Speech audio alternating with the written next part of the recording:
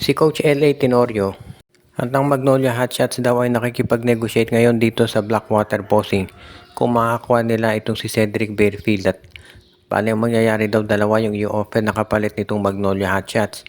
Mukhang ready na raw na ibigay ng Magnolia itong kanilang rookie na si Yukin Andrada plus itong si Chris Kun dito sa Blackwater Bossing kapalit ni Barefield. Nananalo ngayon itong Blackwater Bossing, so medyo kontento pa si Barefield dyan, pero walang umaasa na ito'y magtatagal at eventually matatalo din itong Blackwater. At tandaan natin yung kontrata ni Barefield hanggang Disyembre lang.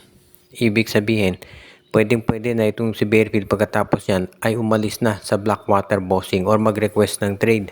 Sa tingin ko naman, itong Blackwater Bossing, ready pa rin i-trade to si Barefield lalo na kung hindi sila magkakasundo pagdating dito sa agreement ng kanyang kontrata, dahil parang dyan talaga yung masasabi natin na magiging importante para dito kay Cedric Barefield at dito sa Blackwater Bossing na magkasundo dito sa kanyang kontrata.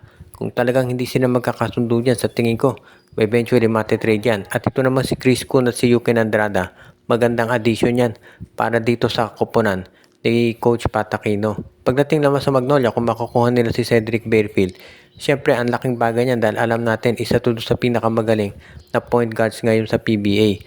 At kung yan makukuha ng Magnolia, talagang ang swerte nila dahil alam natin kung anong kalibre ng player ito. At yan talaga yung masasabi natin na pwedeng-pwede na maging future franchise player nila kasama si Jerome Lastimosa. Kung meron kang Lastimosa, Lucero at Barefield doon sa lineup mo, medyo mahihirapan yung ibang teams na sumabay, lalo na pag nagkaroon ng running game itong Magnolia Hotshots. Kaya sa tingin ko, yan ang dahilan kung bakit itong Magnolia ngayon ay mukhang ready na talaga na ipakita yung gagawin nila. Sa ngayon naman, PBA daw ay nag-iisip na ibang team naman ang iimbitahan next season. Dahil nakita na natin na mahina itong Macau Giant Pandas. Maraming nga kumukwestiyon bakit pa pinabalik itong Giant Pandas. Ngayong nung last conference itong Macau Black Knights hirap na hirap din na manalo.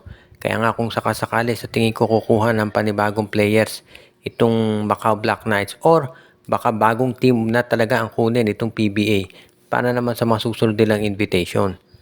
Maraming nagsasabi na maganda naman yung intensyon ng PBA kung ba't sila nag-iimbita ng mga foreign teams para syempre mas exciting para doon sa mga fans na manonood. Ang problema nga lang itong mga kinukuha nilang mga teams so far, ang hihina, hindi matalo. Hirap na hirap manalo at nakita naman natin na halos hindi nagdedepensa. Kaya mukhang kinakailangan daw talaga na next time ang PBA kukunin nilang mga teams na iimbitahan ay yun naman medyo malakas. Kaya nga tatatandaan ng karamihan yung Bay Area Dragons. Grabe, nung yan ang inimbita ng PBA, umabot na nga ng finals at nakita natin paano dinudurog yung mga kalaban na umabot ng 40-50 yung lamang. Kaya sa tingin ko, dapat ganyang mga kalibreng teams ang iimbitahan susunod nitong PBA. Ngayon, tignan natin kung yan ay mangyayari talaga.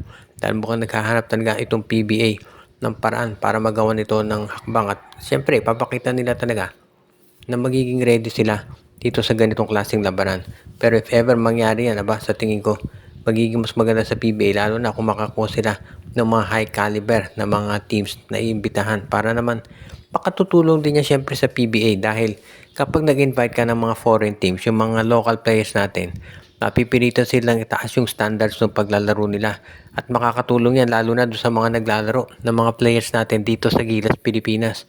Kaya sigurado ako na iyan yung isang bagay na kinukonsider.